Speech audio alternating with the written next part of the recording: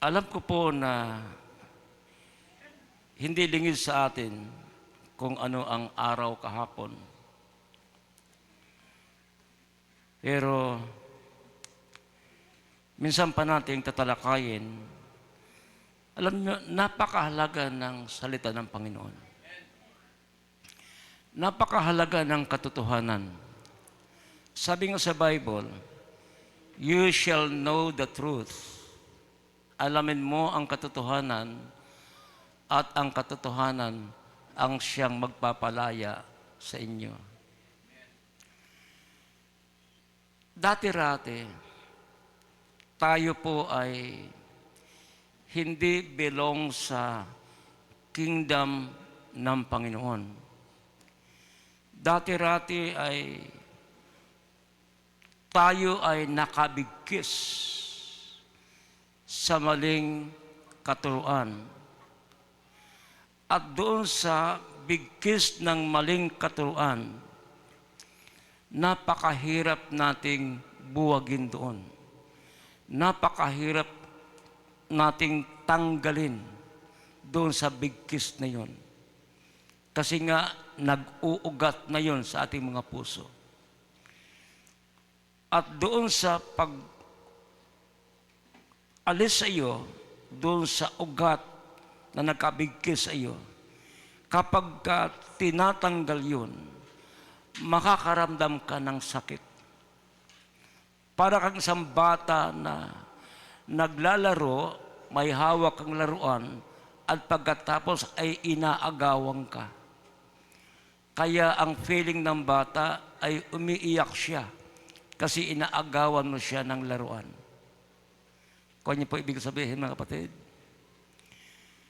Pero kapag ang bata ay naglalaro ng blade, kapag ang bata ay naglalaro ng apoy, ano ang gagawin mo? Kasi pagka hindi mo kinukuha yun sa kanya, tiyak na mapapahamak siya, masusugatan siya. Kaya tayo bilang mga magulang o mas nakakatanda, alam natin kung ano ang pwedeng mangyari. Amen? Kaya ang ginagawa natin, kinukuha natin to. Kasi ayaw natin mapahamak ang ating mga anak. Pero ang ating mga anak, umiiyak. Kasi tinatanggalan mo siya ng ikakasiya o ng ikakatuwa sa kanya. Now, parang ganon sa buhay natin. Tayo po ay nakabigkis na. Tayo po ay nag-ugat na doon sa katuruan na kung saan ay parang napakahirap wasakin, tibagin. Nung una, talagang nagre-react tayo. Nung una ay parang hindi natin matanggap yung mga ginagawa ng iba sa atin. Especially yung nangangaral ng salita ng ating Panginoon.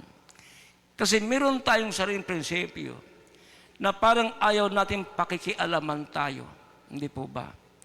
Lalo na sinabi mo, dito ako isinilang, dito ako pinanganak, dito ako namulat, dito na ako hanggang sa ako ay mamamatay.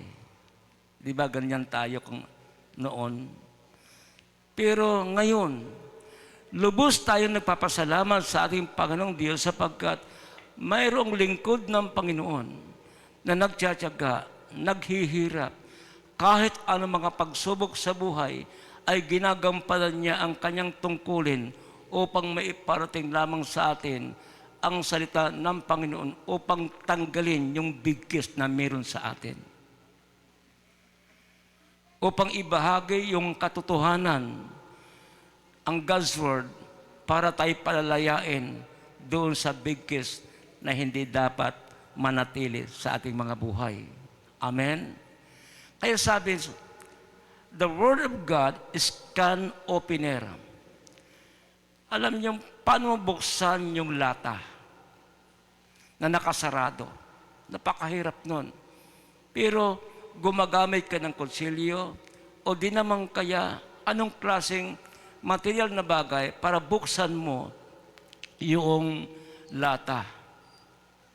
Ang puso natin ay parang lata. na nakasara at ito ay binubuksan sa pamagitan ng salita ng Panginoon.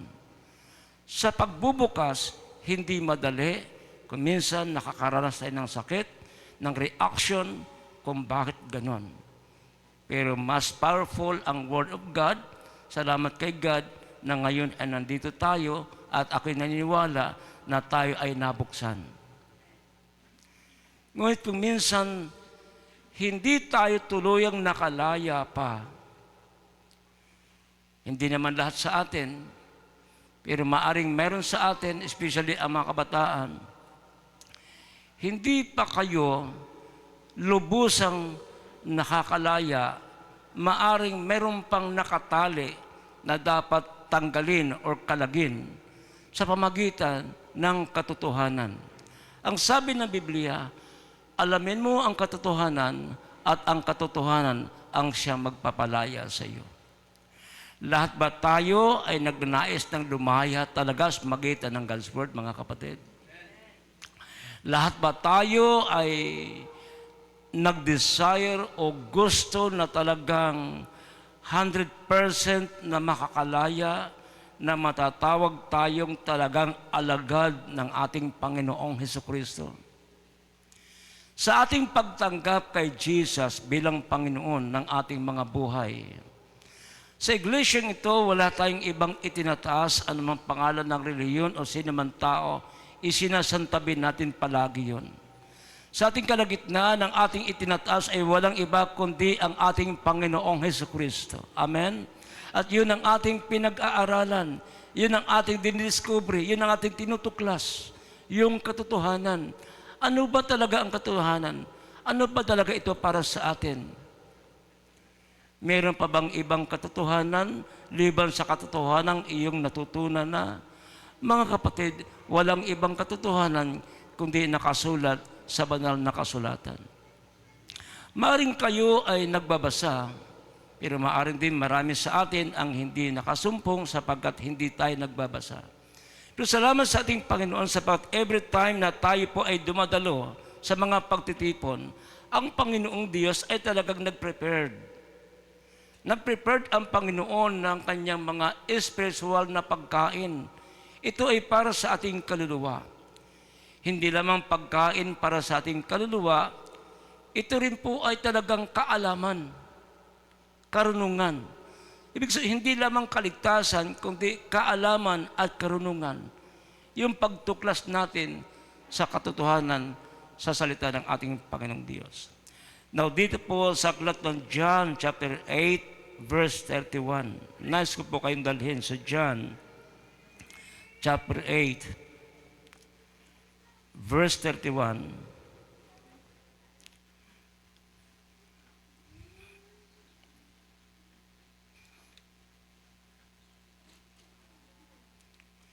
Verse 31 to verse 36. Itong John 8, verse 31, hanggang sa verse 36. Ito po yung confrontation between the Lord Jesus and the Jews. Na kung saan ay ito yung mga tao na nagko-confess na sila ay descendants ni Father Abraham. And sinasabi sa scripture na ito na minsang nabanggit ni Jesus na sila ay nagiging follower at that time, naging alagad, sumusunod, but at the end of the scriptures, makikita nyo na sila rin pala yung gustong bumato at pumatay kay Jesus Christ. Now, umpisan po natin sa John 8, verse 31. Sinabi naman ni Jesus sa mga Hudyong naniniwala sa Kanya. Kaya napansin niyo yung verse na yan? Ayan ba kayong lahat? Sinabi naman ni Jesus sa mga Hudyong naniniwala sa Kanya, kung tinutupad ninyo ang aking aral, kayo nga'y tunay na mga alagad ko. Sabi niya, kasi this time, nagtuturo, nangangaral ang Panginoon sa kanila, sa mga kapwa Hudyo ni Jesus. And the Bible says, ang mga Hudyong ito ay naniniwala sa kanyang turo. Ibig sabihin, nanampalataya doon sa katuruan ng Panginoong Hesukristo. Pero ang sabi ni Jesus, kung tinutupad ninyo ang aking aral, ito naman yung condition na ibinibigay sa kanila, na kung kayo ay naniniwala sa akin, ang sabi naman ng Panginoon, kung tinutupad ninyo ang aking aral, kayo nga'y tunay na mga alagad ko.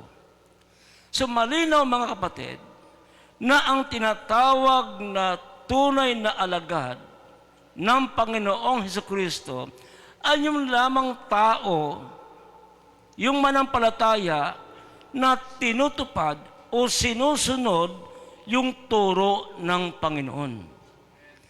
Kaya kapag tinutupad niya at sinusunod niya, doon pa lamang masasabi ni Jesus, kayo nga ay tunay kong alagad.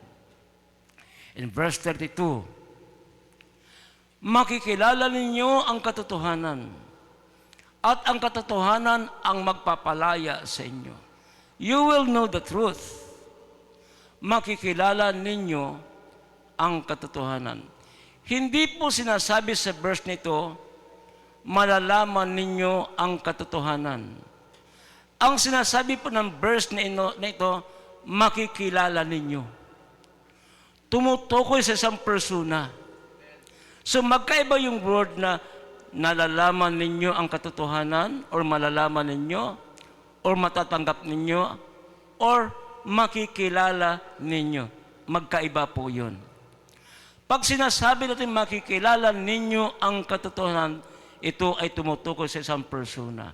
Ang tanong, sino itong persona na ito na tinutukoy ni Jesus na makikilala niyo ang katotohanan at ang katotohanan ito, ang persona na ito, ang siyang magpapalaya sa inyo. Walang iba kundi ang ating Panginoong Hesukristo. Sabi nga po sa John 14 verse 6, I am the way, the truth.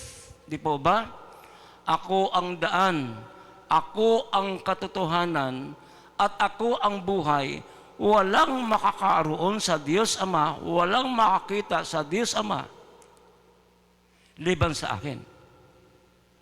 So walang ibang pangalan ng sino mang tao, sino mang santo, o sino mang propita, o sino mang lingkod, na po pwedeng instrumento para makita mo ang Diyos Ama sa kalangitan liban sa pangalan ng ating Panginoong Hesukristo. That's why we focus on Jesus.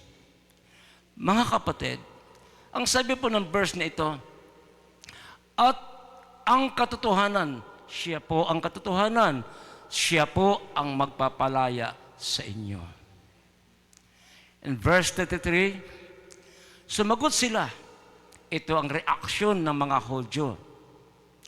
Sumagot sila, kami ay mula sa lahi ni Abraham. Para bang ipinagmalaki ng mga Hudyo na ito na kami ay lahi ni Abraham.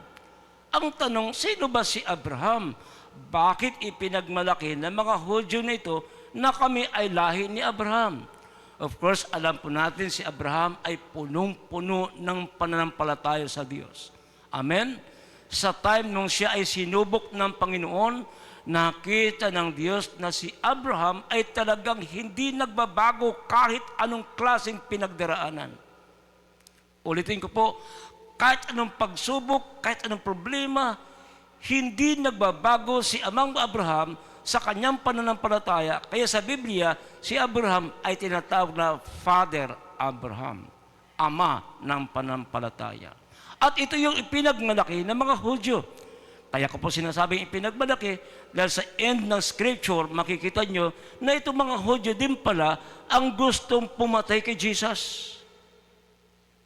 So ibig sabihin, bagamat sila tinatawag na sumampalatay o naniwala, mayroon pa rin bigkis na hindi tuluyang nakakalag, na hindi sila tuluyang napalaya pa.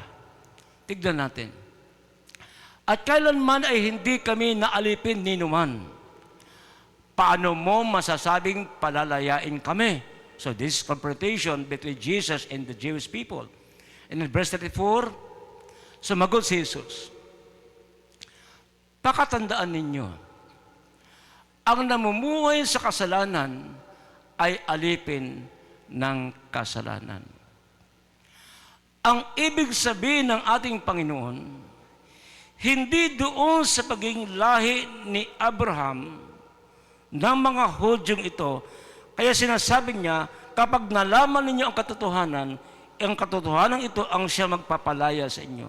Ang tinutukoy ng ating Panginoong Hesukristo na kalayaan ay kalayaan mula sa bigkis ng kasalanan. Tingnan niyo po, sumagot si Jesus, pakatandaan ninyo, ang namumuhay sa kasalanan ay alipin ng kasalanan. Kaya kung ikaw ay naandyan pa sa kasalanan, na kahit ikaw'y nagsisimba, kahit ikaw'y sumasampalataya, kung naandyan ka pa rin sa kasalanan, alipin ka pa ng kasalanan. And Jesus Christ is the answer for you today. Siya ang magpapalaya sa iyo sa maling paniniwala o ng kasalanan, ang ating Panginoong Hesukristo. Verse 35, ang alipin ay hindi kabilang sa pamilya habang panahon.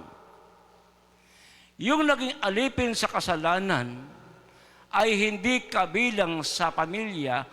Ang tinutukoy na Jesus dito, yung spiritual family, yung mga renewed, yung mga born again in the Spirit, yung tumanggap kay Jesus, ang sabi niya, hindi kabilang sa pamilya sa habang panahon, subalit ang anak ay kabilang magpakailanman. Si Jesus na siyang tinatawag na panganay sa lahat ng mga anak, siya ang may sabi, subalit ang anak ay kabilang, tumutukoy sa kanyang sarili na ang anak ay kabilang magpakailanman. At ang sino mang sumampalataya sa anak na kabilang sa pamilya magpakailanman ay maging kabilang din sa pamilya ng Diyos sa habang panahon. At ang tinutukoy dito ay walang iba kundi ikaw na sumampalataya at tumanggap kay Kristo Jesus bilang Panginoon at tagapagligtas ng iyong buhay, kabilang ka sa pamilya ng Panginoon ng habang buhay sa buhay na walang katapusan. Verse 36, kayo'y tunay na lalaya kapag pinalaya kayo ng anak. You will be free kung talagang ang Son of God ang siyang tunay na magpapalaya sa inyo. Noong ngayong umaga, hindi po ako masyadong mag-focus sa talatang ito. Nais ko pong i-divert ang message nito doon sa araw na kung saan ay nagdiriwang ang maraming tao. Kumusta po kayo? Nagdiwang po ba kayo kahapon?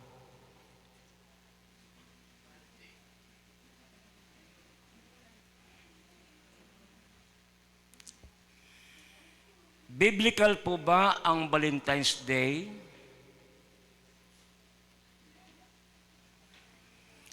Tama po ba na ang Christians, tama ba na ang manampalataya, tama ba na ang mga anak ng Diyos ay makikiisa sa celebration ng Valentine's Day? Ito po ang tinutukoy ko mga kapatid, na kahit tayo ay malaya na, pero iba sa atin ay hindi pa tunay na malaya. Bakit? Kasi nasa bigkis pa tayo ng maling paniniwala. Gusto ko pong unawain natin to. Andiyan pa ba kayong lahat? Maaaring sasabihin mo sa akin si Pastor Corny. Kasi bakit naman kami hindi makikiisa? Wala namang masama roon. Maganda naman, di po ba? Well, sa Bible, wala naman talagang nakasulat na ganon. Pero sa pag-aaral natin sa God's Word, masusumpungan natin in the midst of our studying and even at the end of our studying of the Word of God, masusumpungan natin na hindi pala nararapat. If you want to be free finally, 100%, you shall know the truth. Yun po ang tema ng ating pag-aaral ngayon, you shall know the truth. Aalamin nyo ang katotohanan. Kaya ko po nabanggit kanina, kapag ang laruan ng bata ay tinatanggal mo siya, iiyak siya. Parang ganun din sa atin, naniniwala ka, pero binabasag ang iyong paniniwala. Kaya minsan, parang magre-react ka, hindi naman tama yan. Hindi ba? But today, minsan pa natin tatalakayin or pag-usapan ang salita ng ating Panginoong Diyos. Ulitin ko po, biblical ba ang Valentine's Day? Tama bang makipag-isa o makipag-celebrate ang Christian o ang mga anak ng Diyos? Huwag natin i-direct ang ating kasagutan. Number 1, sa Bible, walang direktang utos na ipinagdiriwang ng mga Christians ang Valentine's Day. Ang Valentine's Day, hindi ito kapistahan na itinatag ng Bible tulad ng Passover o ng Pentecost. Bakit po sinasabi na Passover or Pentecost? Ang VD or ang Valentine's Day, hindi ito kapistahan na itinatag ng Bible katulad ng Passover o ng Pentecost. Sa panahon po ng mga Israelita, talagang nagsiselebrate sila ng Passover. Nagsiselebrate sila ng Pentecost. Kaya every year, they are celebrating about Passover. Ano naman itong Passover? Ano naman itong Pentecost? Yan ang ating tutuklasin. Alam po nating lahat na ang mga Israelita, sila po ay na-exile ng about 400 years sa bansang Ehipto. Pag-usapan natin ang mga Israelites kasi po sila po yung tinatawag sa Bible na bayan ng Diyos. Andiyan po ba kayo lahat? But the Bible says na na-exile sila, kumbaga naalipin sila sa Ehipto ng more than 400 years. Imagine that. Kung gaano kahirap, kung gaano katindi, yung experiences nila sa loob ng Ehipto na pinagtrabaho sila na walang sahod, pinapakain lamang sila. Pero ang iyak nila kay God, na sana ay makakalaya sila mula sa pagkaalipin. Yan po ay tinugon ng Panginoon sa pamamagitan ni Moises.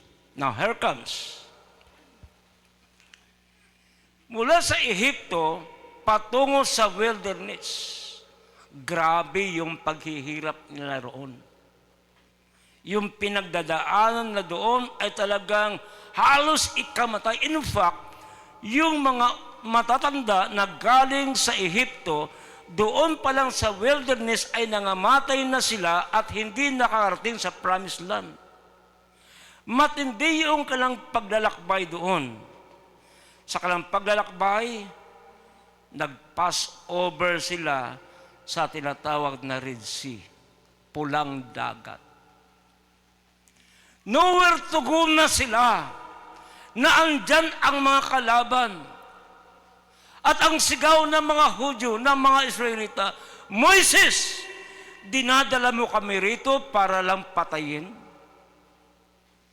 Ito si Moises ay lumalapit kay God at ang Diyos ay nagsalita, Moises, ano ang hawak mo?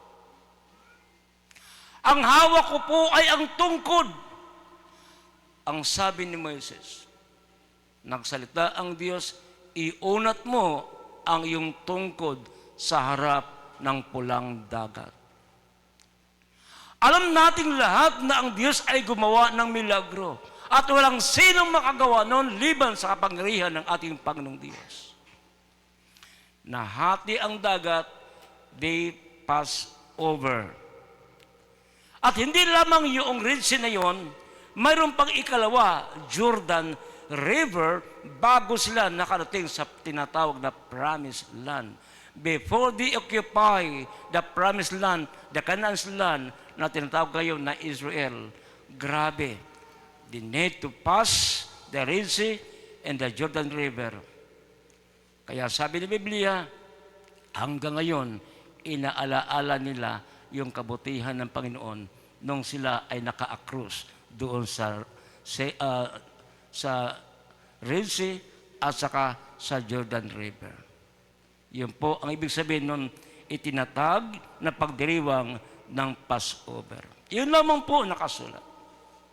Ikalawa ay yung Pentecost. Meron silang celebration of the day, yung pagbuhos ng kapangyarihan ng Holy Spirit.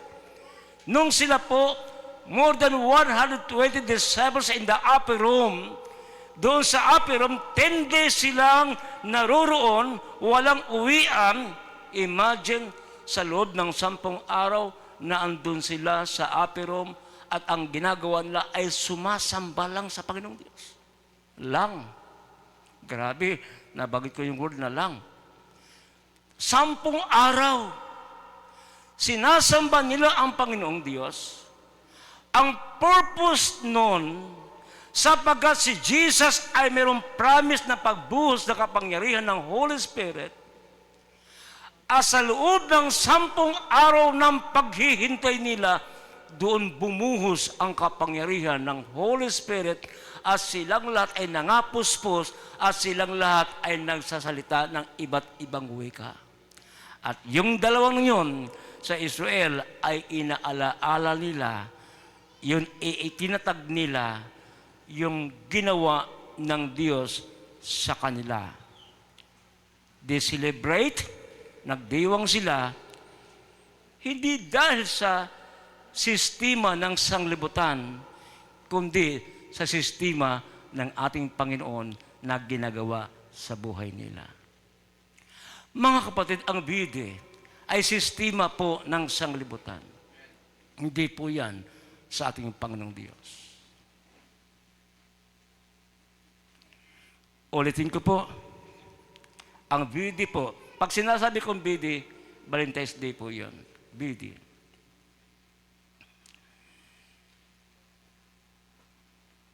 Tulad ng sinasabi ko, hindi ito itinatag ng Bible tulad ng Passover o ng Pentecost. Pero wala naman din direktang sinasabi ang Bible na ipinagbabawal ito. Parang confusing, ano?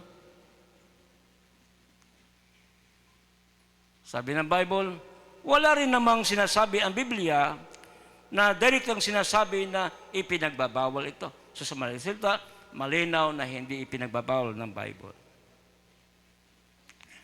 Kanya lamang mga kapatid, ang mga tao sa pag-celebrate ng araw na yon o kahapon, ang prinsipyo na sinusundan ng marami ay ang Romans chapter 14, verse 5 to 6. Basahin natin. May pagpapahalaga sa isang araw ng higit kaysa ibang mga araw. May naniwala namang pari-pariho ang lahat ng araw, dapat tiyakin ng bawat isa na tama ang kanyang pasya tungkol sa bagay na ito. Now, the system of the world declared that kahapon is the day of celebration ng Bidi. But this is not according to the Bible. Tayong Christian, tayong manampalataya, we are following. Tayo po ay sumusunod kung ano ang sinasabi ng Biblia, ng salita ng ating Panginoong Diyos. Kung ang celebration o ang pag-declare ng araw, kung ginagawa sana ito para sa mabuti at malinis na konsensya sa Panginoon, pwede sana. Pero kung para lang naman sa immorality ay hindi sa kaluwalhatian ng Diyos, ay hindi pwede. At tingnan natin, mga kapatid, ang BD is a fest of sexual immorality. Ano pa ba kayo lahat? Kapistahan, selebrasyon, pagdiriwang. Kahit hindi ikaw gumagawa ng sexual immorality, ngunit ikay nakikiselebrate sa BD, dapat maunawaan, kapatid, na ang BD ay celebration or kapistahan or feast of sexual immorality. Pwede ba yun sa atin? Nakapagbibigay ba ng glory kay God ang pakipag-celebrate ng BD na kung saan ang ibig palang sabihin nun ay selebrasyon o kapistahan ng sexual immorality? Sa ating pag-aaral, masusumpangan pa natin kung anong ipang ibig sabihin nito. Ito ba'y nakapag-glorify kay God? Well, according to the Bible, hindi ito nakapag-glorify sa ating Panginoong Diyos. Our purpose of serving God, doing a good thing to glorify the holy name of God, that is our purpose. Amen? Ang ating layunin sa ating pagkikristyal, sa ating pagkipanampalataya, na ang gusto natin na sa lahat ng ginagawa natin na mabuting bagay ay maluwalhati natin ang Diyos. Pero paano tayo siya maluwalhati kung tayo din naman ay nakikiselebrate sa feast of sexual immorality? So, hindi mo siya mag-glorify. Anyan ba kayo lahat? In 1 Corinthians chapter 10, verse 31, ano man ang inyong gawin, gawin ninyo ang lahat sa ikaluwalhati ng Diyos. Ito ka, pastor, ginagawa naman namin sa mabuting bagay eh. Anyan ba kayo lahat? Kasi sabi ng verse, ginagawa namin ang lahat sa kaluwalhati ng Diyos. Kapatid, depende po sa diwa ng selebrasyon. Ano ba kayo lahat? Ulitin ko po, depende sa diwa ng kapistahan o ng selebrasyon tungkol sa bagay na ito. Hello? You shall know the truth, and the truth will set you free.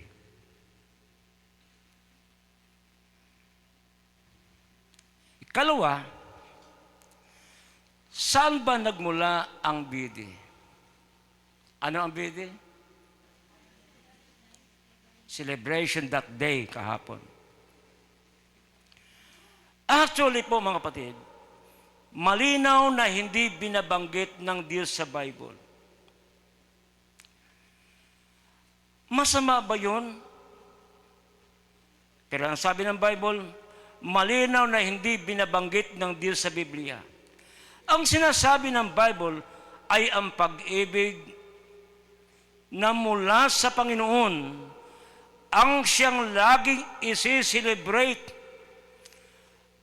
Sinasabi sa Biblia na ang isi-celebrate palagi ay ang pag-ibig ng pagbuo ng pamilya.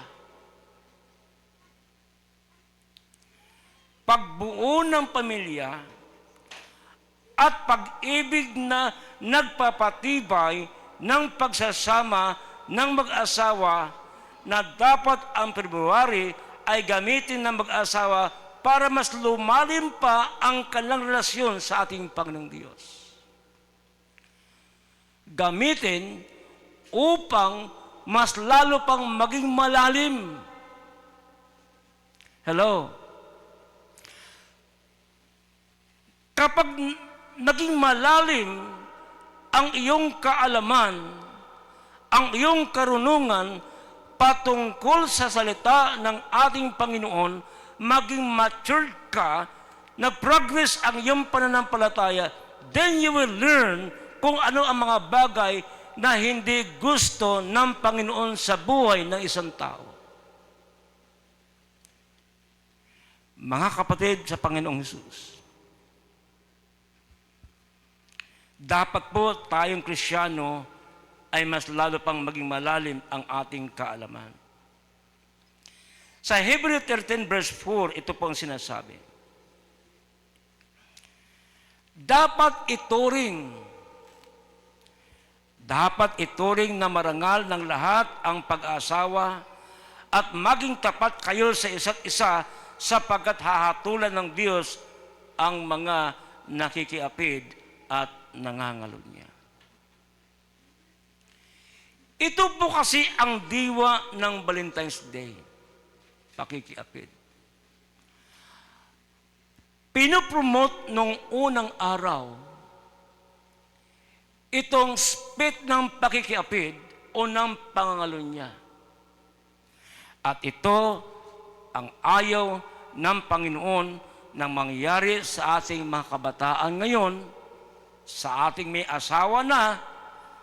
Kailangan ituring nating marangal ang pag-asawa, maging tapat kayo sa isa't isa, lalong-lalo na sa mga kabataan na hindi madudungisan ang iyong pagkatao sa harap ng ating Panginoong Diyos. Beginning sa simula, ito ay nagmumula sa isang paganong selebrasyon. Ang bidi daw po sa simula, ito ay isang paganong selebrasyon. Ano po ang pagano? Ano ang pagan? Sila po kasi ang promotor. Sila po kasi ang nagsisimula. Sila po ang beginning ng bidi. Pero sabi rito, ang mga taong ito ay mga pagano at sila ang nagsisimula ng selebrasyon ito. And ang tanong, ano ba itong mga pagano? Sila yung mga tao o grupo na hindi sumasamba sa tunay na Diyos. Hello? Ulitin ko po. Itong mga paganong ito, na siyang pinagmulan ng kapistahan, ng selebrasyon ng bidi o ng diwa ng sexual immorality, ang mga paganong ito, sila po yung hindi sumasamba sa tunay na Diyos ng Biblia. Nasa kalangitan, the God of Israel, the God who created the whole world, the God who created us, the God who saved our soul. He is our God. At ito po yung hindi nila sinasamba ang tunay na Diyos. Bakit po? Sila po yung grupo o sekta na mayroong sariling Diyos-Diyosan o maraming Diyos na gumagawa ng mga ritual na hindi ayon sa kalooban ng Diyos. Sila po ay tinatawag na Gentiles people. Pagano na tinatawag na mga Hintil. Pag sinasabi po natin Gentiles, sino po sila? Pag hindi ka Israelita, kapag hindi ka Hudyo, isa kang Gentiles. Ang tanong, tayo ba ay mga Hudyo? Tayo ba ay mga Israelita? Tayo po ay kabilang noon. Kabilang tayo noon sa mga Gentile people. Pag sinasabi natin Gentile people, mga unbelievers, hindi mananampalataya sa ating Panginoong Hesukristo. Hello? Ulitin ko po, pag sinasabi natin Gentile people, ito yung mga taong mga pagano, ito yung mga taong hindi mananampalataya sa ating Panginoong Hesukristo.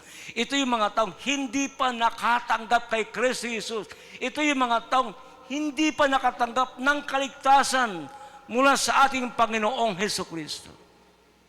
Pero salamat sa ating Panginoon, ngayon, ikaw na andyan, ikaw ay nakatanggap na sa ating Panginoon, ikaw ngayon ay nakatanggap na ng kaligtasan, at ang sabi ng Biblia, ng lahat ng sumampalataya sa Kanya ay pinagkalooban ng karapatang maging anak ng Diyos. At ang pangalan mo, dahil tinanggap mo si Jesus Christ bilang Panginoon ng iyong buhay, sumampalataya ka sa Kanya, tunay kang naging alagad sa Kanya, ang iyong pangalan ay nakasulat sa aklat ng buhay. Mga kapatid, ngayon, meron tayong buhay na walang hanggan kahit ano ang mangyayari. Before we are belong to the Gentile people, mga unbelievers tayo, pero ngayon, ginawa tayong believers ng ating Panginoong Jesucristo. Kaya ang sabi niya, kung kayo ay nakikinig sa akin, kung kayo ay susunod sa akin, sa aking mga turo, kayo nga ang siyang tunay kong alagad. Kayo nga ang tunay kong followers. Kayo nga ang tunay kong tagasunod. Amen? Kayo nga ang sabi ni Jesus, kung manatili kayo sa aking mga turo. Hello? Sabi ng ating Panginoon, kung kayo ay mananatili sa aking mga turo. That's why ang challenge sa atin, let us remain to the Word of God. Amen? Manatili tayo sa turo ng ating Panginoon. At kapag tayong lahat ay nanatili sa turo ng ating Panginoon, ang tawag niya sa iyo, ang tawag niya sa atin, kayo nga ang tunay kong mga alagad. Kayo nga ang tunay kong mga followers. Christians, we are all followers of Jesus Christ. Hindi ho tayo followers sa sistema ng sanglibutan.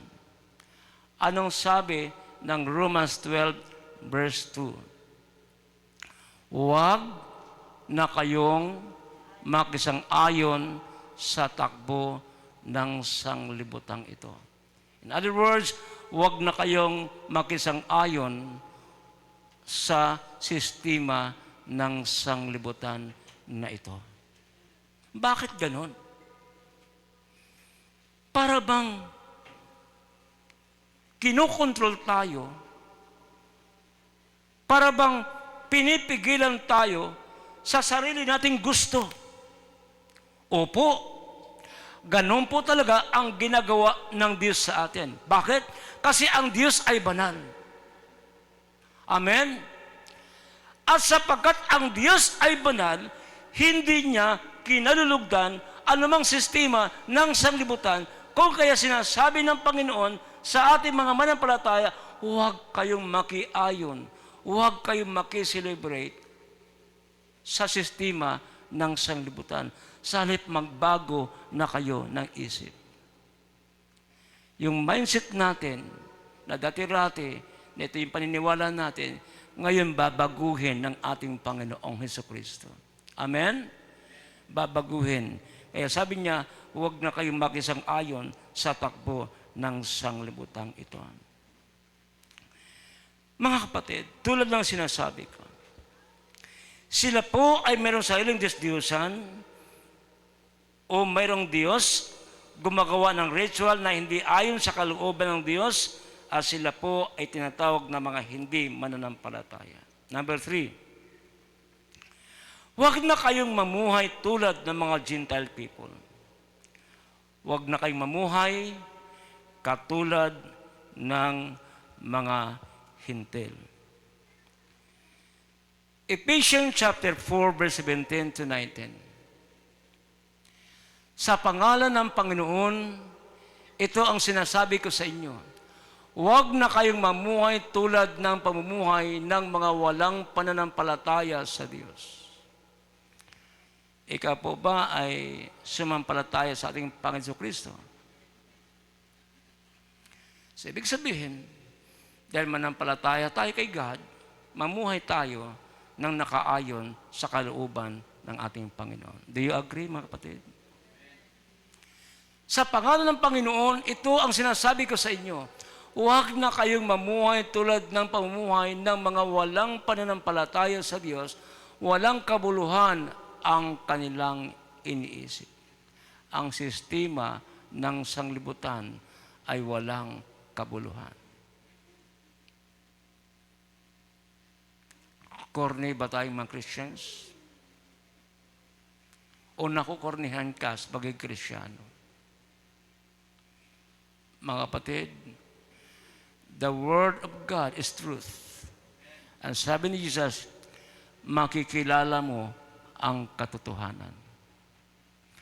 At itong katotohanan ito ang siyang magpapalaya sa iyo mula sa biggest ng maling paniniwala. Dito po nagagat ang mga Hudyo kay Jesus. Sa hulihan ng scripture na ito, nagalit sila kay Jesus eh. Hindi sila uma-agree sa sinasabi ni Jesus. Sa umagang ito, mayroon bang magdi-disagree sa turo ng ating Panginoong Jesus? Kasi sila po, nag-disagree sila. Sa bandang huli, gusto lang batuhin at patayin si Jesus. Pero sa verse 31, ang sabi ng 31, ang sabi ni Jesus, kung kayo'y manampalataya. Nanampalataya lang sa ibig, naniniwala sa, hindi nga lang 100%. Kumbaga, half-half. Kaya sa panahon natin ngayon, meron ding half-half na Christian. I hope na hindi kayo half-half Christian. Hello? Kundi buo. Whole or buo na mananampalataya sa ating Panginoong Hesukristo. Amen? Tuloy natin ang pagbasa. Verse 18. At wala silang pangunawa. Sino ito? Yung mga tang hindi manampalataya. Wala silang pangunawa. Hindi pa nagbukas ang isipan nila sa salita ng ating Panginoon. Dahil sa kanilang kamangmangan at katigasan ng ulo, wala silang bahagi sa buhay na kaloob ng Diyos. Imagine that. Ang hindi manampalataya, ang mga unbelievers, ang tawag ng ating pansakanla, mga mangmang, walang alam sa salita ng Diyos. So, salamat kay God sapagat tayo ay mayroong alam sa salita ng Panginoon. At patuloy pa rin tuklasin ang kaalaman sa salita ng ating Panginoon. At kapag tuluyan mong makikilala o lubusan makikilala kung sino si Jesus sa buhay mo, yun po ang time na ikay makakalag doon sa biggest ng maling paniniwala. Ayan, baking lahat, mga kapatid. You shall know the truth, and the truth shall set you free. Maging malaya tayo sa presensya ng ating Panginoon. Maging malaya tayo sa pagsunod sa kalooban ng ating Panginoon. Maging malaya tayong gumawa ng mabuting bagay. Maluwalhatin natin ang kanyang dakilang pangalan. Ang pangalan ng ating Panginoong Hesukristo. Amen? Seryoso ang Panginoon sa buhay ng kanyang mga anak. Seryoso ang Diyos sa buhay ng mga mananampalataya. Amen? Dahil kung hindi sa seryoso, bakit pa siya mamatay sa krus ng Kalbaryo? Bakit pa niya sinasabing, magpakabanal kayo sapagkat ako ay banal? Andyan ba kayong lahat? Verse 19. Sila'y naging alipin ng kahalayan. Ito po yung sinasabi ko, na yung diwa ng pag-celebration ng bidi ay sexual immorality. Sila'y naging alipin ng kahalayan at wala silang kahihiyan kaunti man lamang, wala silang inaatupag kundi pawang kalaswaan. Salamat sa ating Panginoon, sa ating mga kabataan ay napakabait. Amen? Hello? Hindi kayo nakipag-date kahapon kung saan-saan na lang. Pastor, bawal pa bang hindi ho bawal mag-date. Hindi ho bawal mag-express ng pagmamahal o ng pag-ibig. Ang tinutukoy ko po dito sa video nito ay kapistahan ng sexual immorality. That's why sabi ng Bible, huwag tayo makikiisa sa sistema ng bagay nito. But you can express your love. Hello? Na ibig sabihin, huwag kayong gumawa ng kasalanan kagaya ng ginagawa nung araw. Kaya binabanggit yung Valentine's Day. Yung diwa nito. Kuha nyo ba? Yung spirit nito. Ng selebrasyon na ito. Ito yung sistema ng sanglibutan na hindi from the Bible. Kaya dito sinasabihan ang mga Kristiyano na huwag kayong makiisa. But you can express your love ng iyong pagmamahal, lalo na pagmamahal ng ating Panginoong Diyos sa atin. Purihin ang pangalan ng ating Panginoon. Ephesians 5 verse 17. Huwag kayong maging hangal. Unawaan ninyo kung ano ang kalooban ng Panginoon. Pansin niyo po yung word na huwag kayong maging hangal. Ibig sabihin niyan ay huwag kayong maging mangmang sa salita ng Panginoon. Dapat alamin ninyo. Unawain ninyo kung ano ang kalooban ng Diyos. Roma 12, talatang 2, ang sabi po dyan ay huwag kayong makikisang-ayon o makiayon sa takbo ng mundong ito, mag-iba kayo sa magitan ng pagbabago ng inyong pag-iisip upang manawaan ninyo ang kalooban ng Diyos kung ano ang mabuti, kalugod-lugod at ganap na kalooban ng Diyos. Kalugod-lugod. Amen? Yung kalugod-lugod sa paningin ng Panginoon, yung ginagawa mong mabuti. Na hindi ka makikiisa sa anumang takbo o sistema ng sanglibutan. Well, andito pa naman tayo sa sanglibutan, hindi naman tayo nawawala pa. Amen? Kaya lang, in the way we should go, minumol tayo sa magitan ng kanyang salita para tayo ay maging katulad niya pagdating ng araw. Napakahirap nun maging katulad niya. Di ba?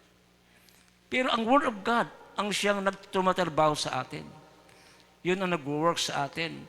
If you just believe and live in the Word of God and to know more about Jesus, then you are going through in a holy living of life. Yung nakapag-glorify, yung kinalulugdan ka ng Panginoong Diyos ang iyong buhay.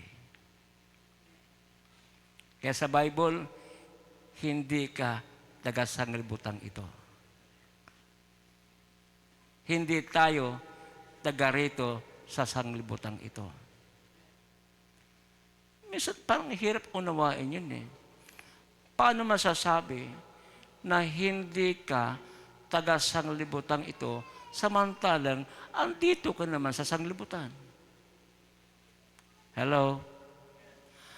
Ang tinutukoy ng ating Panginoon, ang ating tunay na buhay ay hindi sa sanglibutan ito, sapagat ang sanglibutan ito ay nasa ilalim ng judgment ng ating Panginoong Hesus.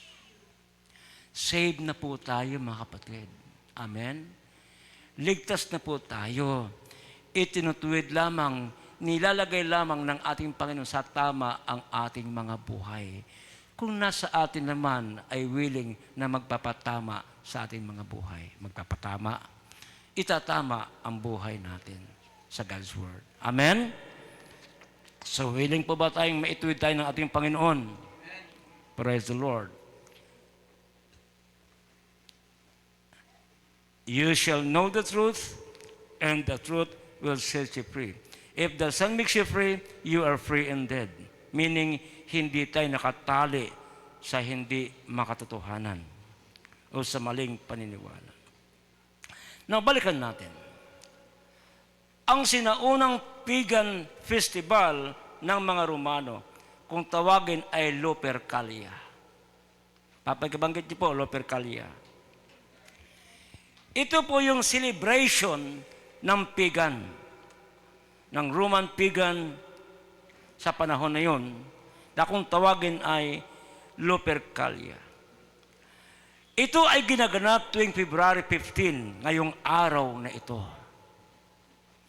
Nagsiselebrate ng Lupercalia, at ang purpose ng Lupercalia, mga kapatid, for fertility. Number 1, para sa fertility. Pangalawa, para sa paglilinis. Pangatlo, protection laban sa masamang espiritu. Ang lahat ng ito ay tumutukoy para sa mga babae. Ayan ba kayong lahat? Sineselebrate ito, ginagawa ito ng pagan festival ng ang Lupercalia, na ang purpose nito para maging fertile. Anong ibig sabihin niyan? Para madaling mabuntis ang babae. Pangalawa, paglilinis. Pangatlo, protection laban sa masamang espiritu. So makikita mo, parang maganda naman. Pero ito, ang Lupercalia na ito, ang festival na ito, ay inaalay sa Roman god na ang pangalan ay si Lupercus. Pakibanggit niyo po, Lupercus. Itong celebration ng Lupercalia, ito ay inialay sa Roman god o sa Diyos ng Roma ng mga pagano, na ang Diyos nila ay tinatawag na Lupercus. Sounds like Lucifer or Lupercus.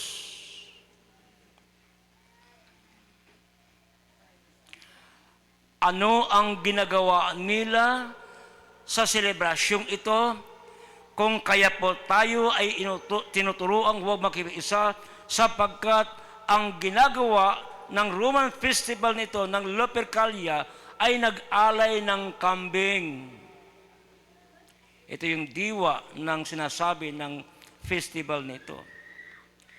Nag-alay ng kambing, at ang laman ng kambing na to, ng hayop nito, ay bit-bit ng isang pare na kung ang pangalan ay si Luperci. Yung una, Lupercalia Festival, at ito ay inaalay sa Diyos-Diyosan ng mga pagano na pangalan ay si Lupercus. At si Luperci naman, na siyang pare nung kapanahonang iyon, ay tumatakbo na bit-bit ang lamang loob ng hayop, at ito ay pinaghahampas sa mga babae. Kita niyo po yun, mga kapatid?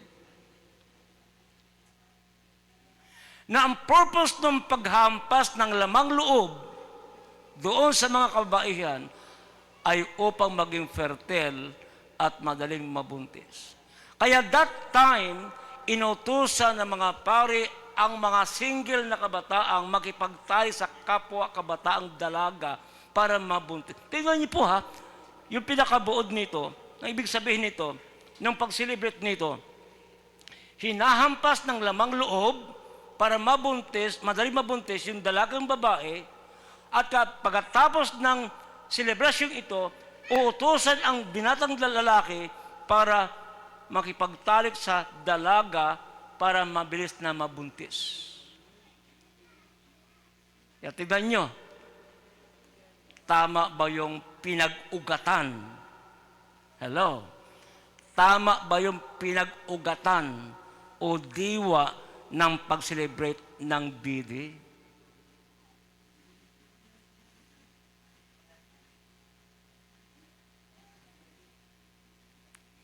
Ulitin ko po, ang priest ng panahong yun na si Luperci ay tumatapong hinahampas ang mga babae.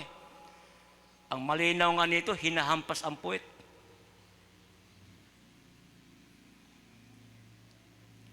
Sa paniniwalang maging fertile ang babae at pagkatapos ay utusan ang binatang lalaki para makipagtayog sa kapwa babae para mabuntis.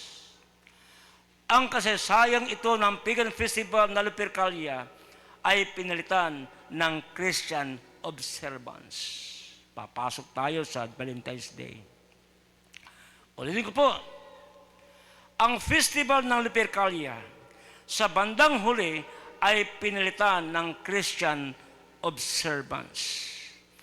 At idineklara ang February 14 bilang kapistahan ni Saint Valentin na ibig sabihin Lupercalia pinalitan ng Valentine's Day.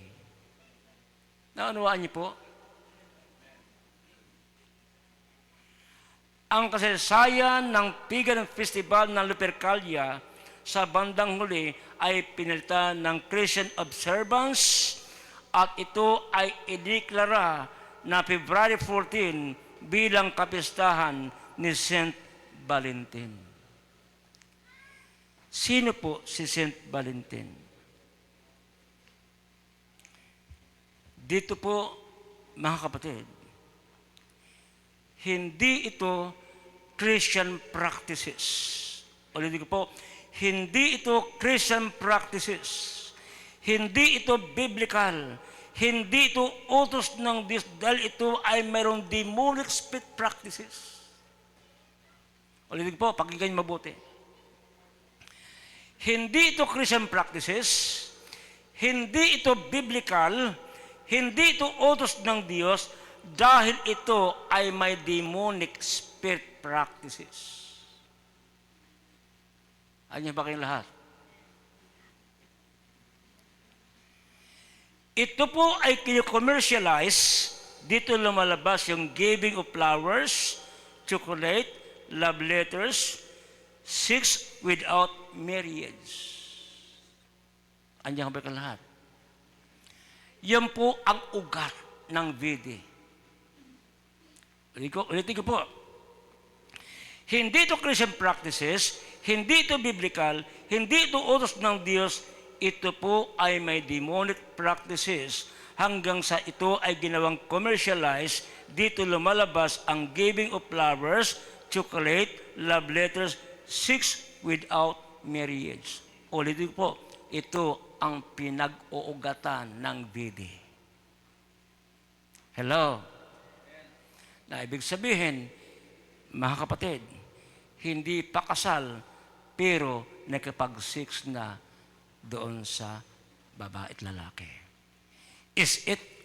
Ito ba'y makapag-glorify kay God? Adya ba kayong lahat?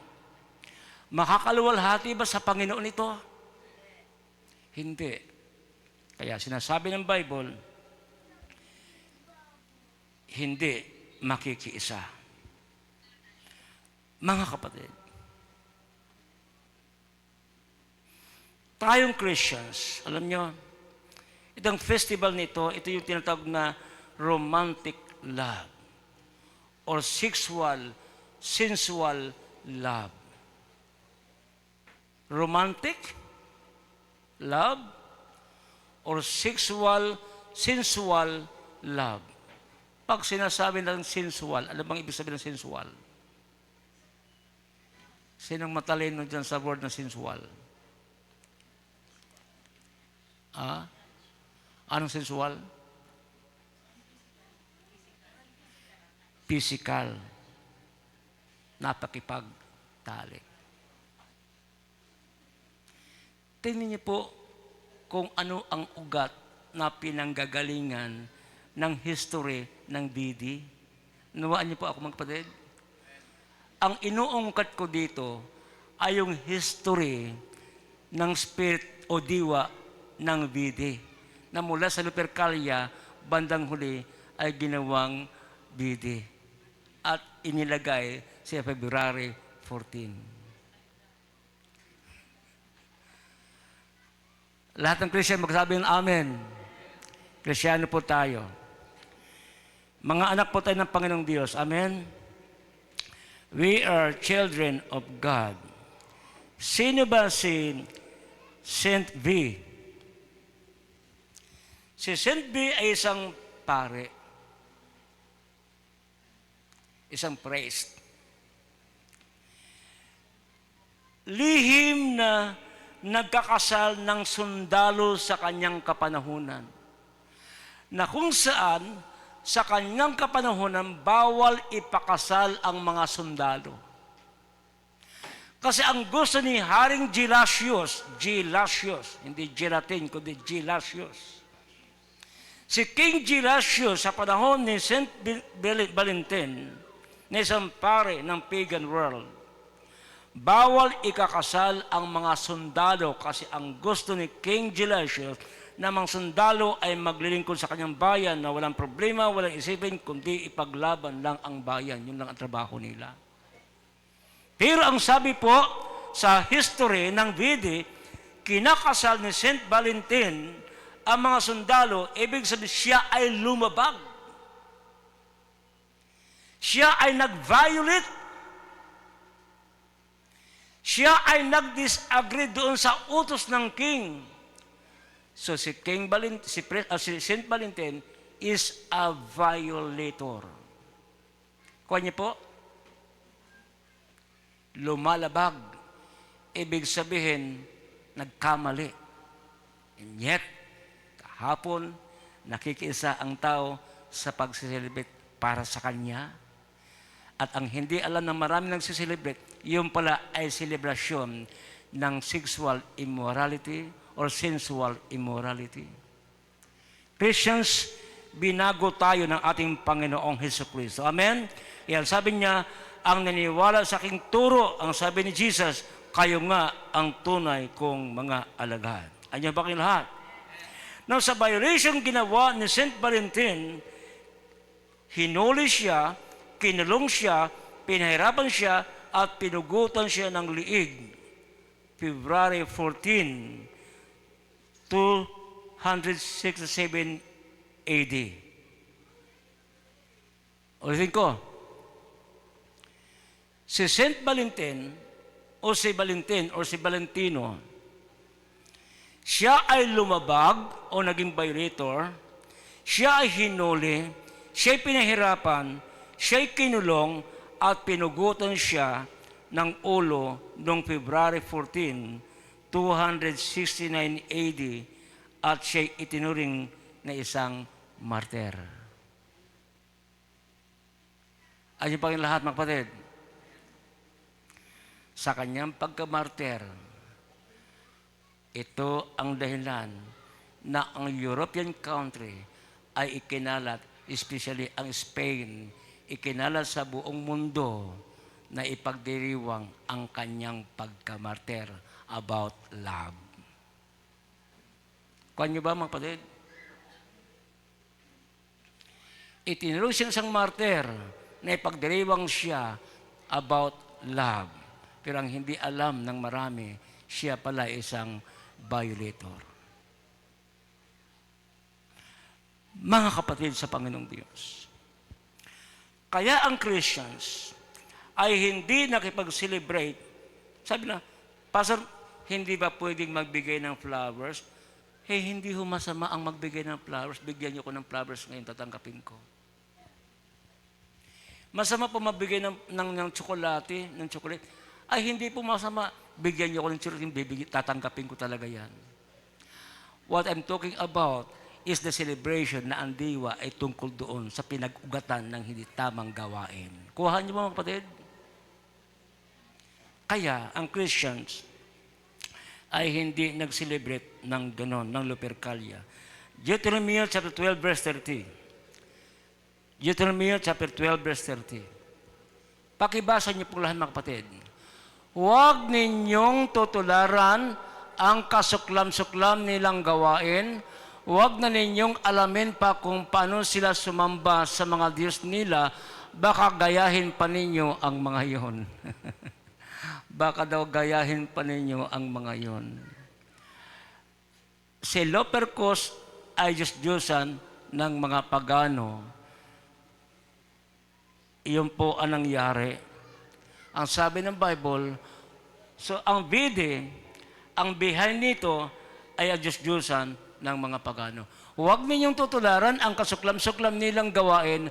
Huwag na ninyong alamin pa kung paano sila sumamba sa mga nila. Baka gayahin pa ninyo ang mga yon. 1 John chapter 2, verse 15 to 17. 1 John chapter 2, verse 15 to 17. Pakibasa niyo po, ready go. Ang lahat ng nasang libutan, ang masamang nasa ng laman, ang nasa ng mga mata, at ang pagmamalaki sa mundong ito ay hindi nagmumula sa Ama, kundi sa sanglibutan. Kuha niyo po mga kapatid. This is God's word. Ito ay salita ng ating Panginoong Diyos. Ang lahat ng nasang libutan, ang masamang nasa ng laman. Yung sexual immorality ay nasa po yan ng laman. Okay? Ang nasa ng mga mata, yung ating nasa, pag nakakita tayo ng mata natin, wow. Di ba? Lalo yung mga malalaki, kapag nakita ng napagandang babae, wow, naglalaro kagad ang isip ng hindi maganda. At ang pagmamalaki sa mundong ito ay hindi nagmumula sa, kundi sa sanglibutan. So kung hindi kayo sanglibutan, hindi nakapag-glorify kay God. Amen? Kaya sabi ng Bible, huwag kayong makising-ayon sa sistema ng sanglibutan. Magbago na kayo ng isip. Sabi ni Jesus, you shall know the truth, and the truth shall set you free. Kung kayo ay tunay kong alagad, manatili kayo sa aking turo. Andiyan ba kayong lahat? Verse 17. Mawawala ang sanglibutan. Tama bang binabasa ko? Mawawala ang sanglibutan at ang lahat ng kinahumalingan nito, ngunit ang mga sumusunod sa kalooban ng Diyos ay mabubuhay magpakailanman. Palakpakan natin si Jesus. Amen? Ang sumusunod. Amen? Ang sabi po ng God's Word, ang sumusunod sa kalooban ng Diyos ay mabubuhay magpakailanman. Sa kalangitan, sa bayan ng ating Panginoong Diyos, ay mabubuhay tayo magpakailanman. Mga kapatid ko kay Christ, hindi ko po sinasabing banal tayo ngayon. Ang sinasabi ko po, magpakabanal tayo at sumunod sa kalooban ng ating Panginoon, sabagat ang Diyos na ating pinaglalingkuran ay Diyos na banal. Hindi tayo nagsisimba dahil meron kang relihiyon? No. Hindi tayo nagsisimba dahil naandyan siya. Hindi tayo nagsisimba dahil gusto natin tumanggap ng pira. Hindi po yun.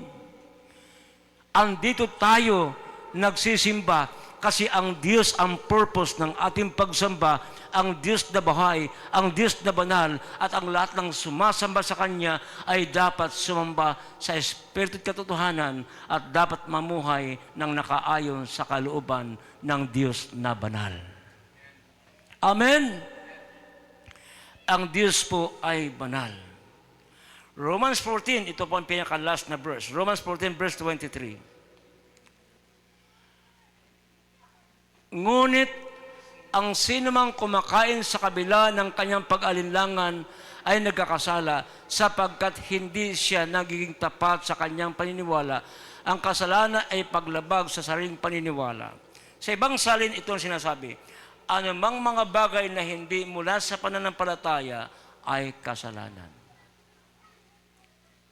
Ngayon, sasampalataya ba kayo sa pakikiisa ng selebrasyon ng Bidi? Ang sabi ng Biblia, ang lahat ng hindi nagmula sa pananampalataya ay kasalanan. Amen? God is a good God. Wala siyang ibang purpose para sa ating lahat, mga kapatid. Wala siyang purpose na ipapahamak tayo. Wala siyang purpose na baluktutin ang buhay natin. Wala siyang purpose na gumawa tayo ng paglabag sa kanyang kalooban ng pagkakasala. Ang gusto ng ating Panginoon, kung kaya ipinapahayag niya ang kanyang salita upang ang buhay natin ay ilagay sa tama at itutuwid upang ang buhay ng ito ay makapagbibigay ng glory sa kanyang dakilang pangalan.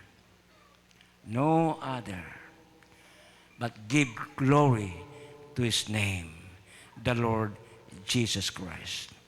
Balikan natin yung John. Dito tayo magtatapos. Andiyan pa ba kayong lahat?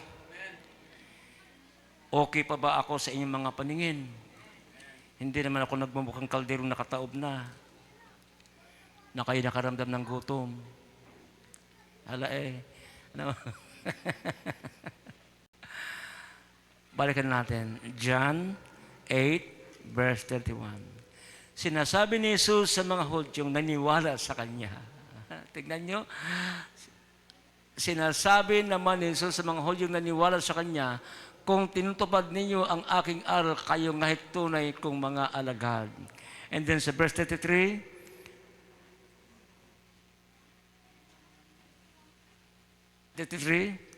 sumagot sila, kami ay mula sa lahi ni Abraham at kalman hindi kami maalipin ninuman. Paano masabing palayain kami? Sumagot si Jesus, pakatandaan ninyo, ang namumuhay sa kasalanan ay alipin ng kasalanan. 35. Ang alipin ay hindi kabilang sa pamilya sa habang panahon, subalit ang anak ay kabilang magpakailanman. 36. Kayo tunay na lalaya kapag pinalaya kayo ng anak. Amen? Pinalaya kayo ng anak. Pero itong mga Hudyong ito, pagdating po sa preceding verses, sila po yung kumakalaban kay Jesus. In fact, sabi ng 59, nagsidampot sila ng bato upang siya'y babatuhin. Ngunit nagtago si Jesus at lumabas sa templo. Kita niyo po yun. Nung una, sabi ni Jesus, nanampalataya kayo sa akin, naniwala kayo sa akin. Sa bandang huli, sila rin pala ang kumakalaban kay Jesus. I hope na ikaw ay nagsisimulang sumampalataya o naniwala sa Kanya. I hope na sa bandang huli, naniniwala ka pa rin sa turo ng ating Panginoon at hindi mo kinakalaban ang turo ng ating Panginoong Hesukristo. Amen? Pagpapalain tayo ng ating Panginoon, mamuhay tayo ng maayos, mamuhay tayo ng matuwid, mamuhay tayo ng may kabanalan, mamuhay tayo nakaayon sa kalooban ng ating Panginoon. Upang sa ganon, pagpapalain tayo ng ating Panginoon ang buong buhay natin at ang ating mga pamilya. Wala tayong ibang kakampi, wala tayong ibang asahan, kundi ang ating Panginoong Diyos. Amen? Kung ano mang ating pinagdaraanan, mga bagay na mahirap para sa atin, nakakasal sa ating damdamin, hindi natin kayang baguhin. Only God can change. Ang Diyos lamang ang siyang makapagbabago sa buhay ng tao. Amen? Tumayo po tayong lahat.